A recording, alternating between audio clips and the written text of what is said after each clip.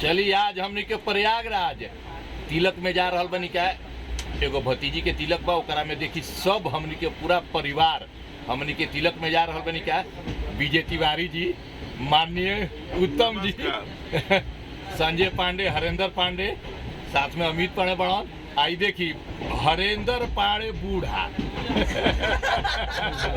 तो हमनी के पूरा परिवार हमनी के आज प्रयागराज पहुंचब का एगो भतीजी के तिलक बटियो ओकरा में हमनी के सम्मिलित होकर का सब लोग और बहुत लोग और भी दूसरा बोगी में बालो जो उनके हमनी के विभूतियां बानी का। तो चलिए बहुत बहुत धन्यवाद बा। प्रयागराज के भी रुआ सबके वीडियो हम दिखाई बता दी कि रुआ का प्रोग्राम में गंगा स्नान करब। हाँ देखिए ऐसा प्लानिंग भी है कि हमनी के चल के गंगा स्नान करब का जे हो सकता है बहुत लोग के संगम छुट्टियों को रहे लेकिन आज संगम हमने के मनाई का संगम में नहा के वापस ले आई का। तो चलिए बहुत बहुत धन्यवाद बाटे। और सबके हम प्रयागराज के कुछ वीडियो जरूर दिखाई।